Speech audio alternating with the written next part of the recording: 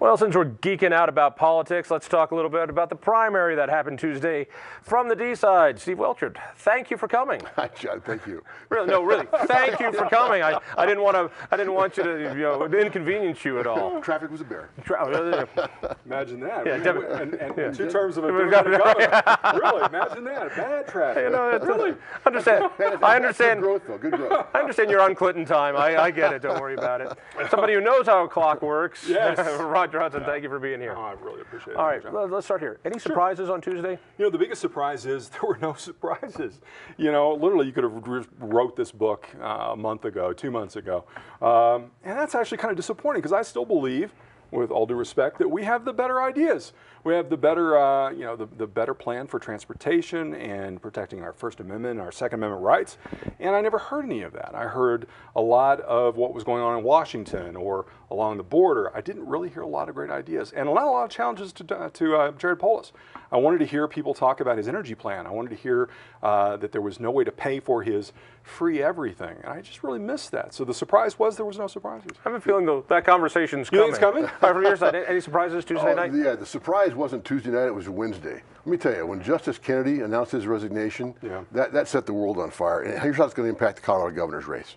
They're going to get an appointment that's going to be a kind of a right-to-life guy, right, or gal. They're going to try and repeal Roe v. Wade, and they're going to have some success. And even if they don't get it done right away, they're going to talk about it a lot. And what happens? You guys are going to talk about it. No. What happens when you repeal Roe? It goes back to the states. And if it goes back to the states, you can't have Walker Stapleton control that conversation. That's going to be a big deal in Colorado. We're a 65-35 or better pro-choice state, and that's going to be a tough conversation. Although even but the discussion, if it goes back to the states, which I don't think would happen for a long, long time, if it goes back to the states, it was legal here before that, it's legal here now, it'll be legal if that happens, and I have a hard time seeing it happen in any Walker way. Stapleton's not going to say those words out loud between now and November, I don't think. But that's not how the law works. I mean, for there to be a challenge, there has to be some sort of law that's passed inside the House, the Capitol, and then that makes it through a challenge. But you think we're playing a legal game. We're playing a perception game. All right. But that's back to your table. So Girls, let's get back to this. Let's look at some of the other things. The AG race on the D side was surprisingly close. And I thought it was Salazar's to have until Hick came out and money came in. For me, the lesson of Tuesday was money still really counts. The guys with the richest pocketbooks and the machinery won. Joe Salazar didn't have a campaign. I mean, people thought Joe Salazar was like Ken's brother or Ken himself. Or I mean, the Salazar name got Joe where he's at. He didn't have a campaign infrastructure behind him. Weiser had raised his money all along. He'd raised a bunch of dough. And so I guess Weiser's ad for my money was just a little too cute for words. It should have been more direct. Should have had Ken Salazar putting his arm around him and saying, "This is my guy," and it was just a little too subtle. I don't know. I don't know if that's true or not. I mean, that was a very effective ad for him. It really played. If you go into YouTube, it got a lot of run. I got to tell you, Phil Weiser ran a gubernatorial AG race.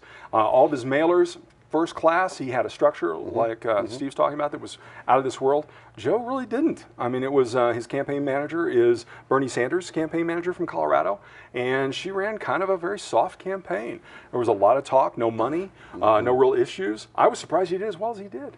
There were also all the downbouts. The one I was looking at, and you guys might have been tuned out completely, was Senate Bill 267, which I believe to be the complete Republican betrayal of the century.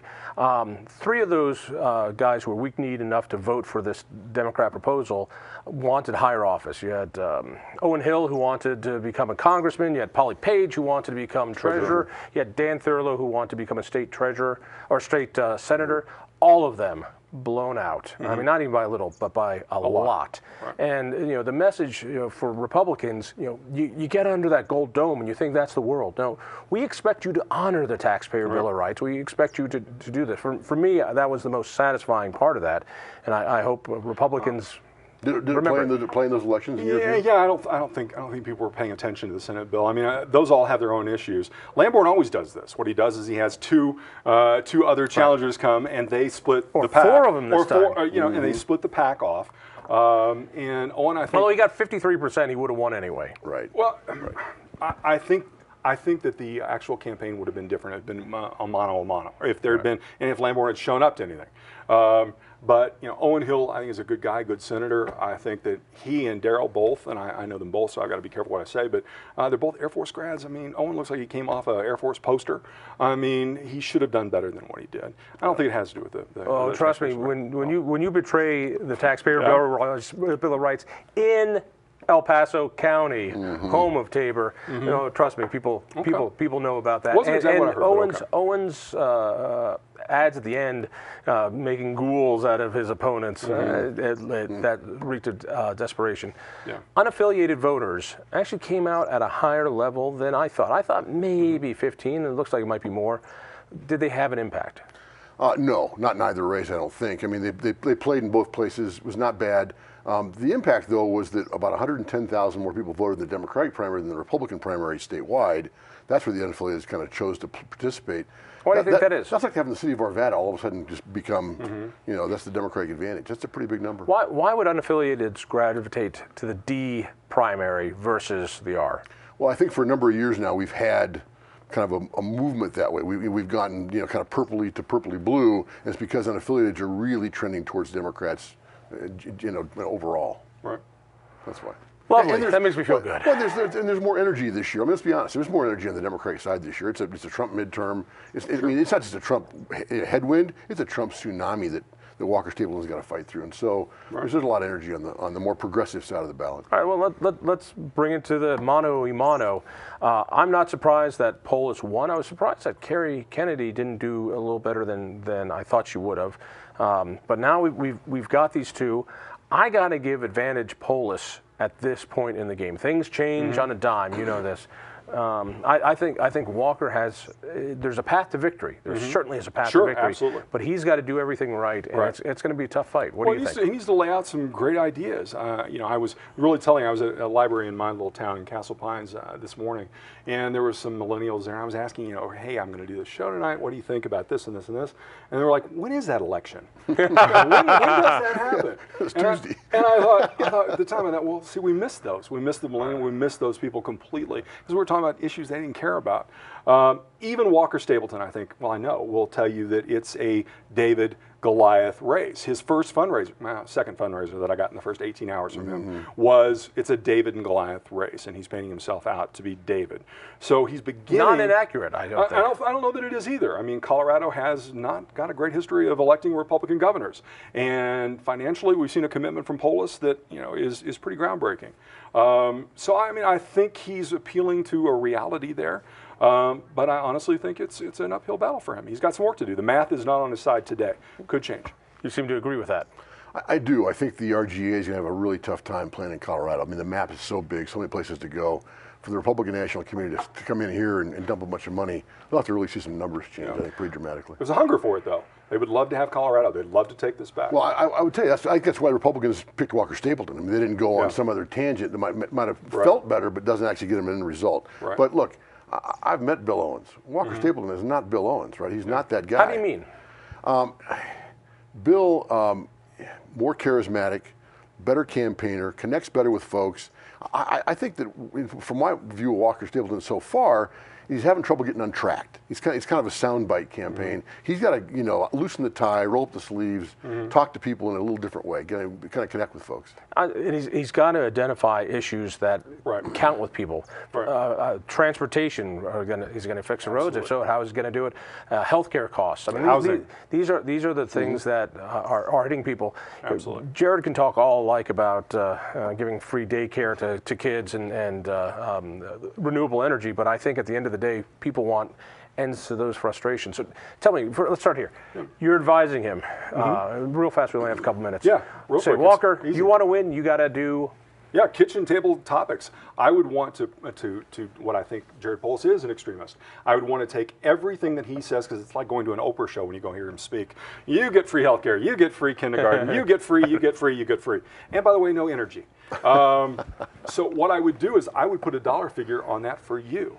If you look at all the stuff that Jared Polis promises you, this Christmas, I am Santa Claus, that he actually is promising, what that's going to cost you in payroll taxes, what it's going to cost you in additional taxes.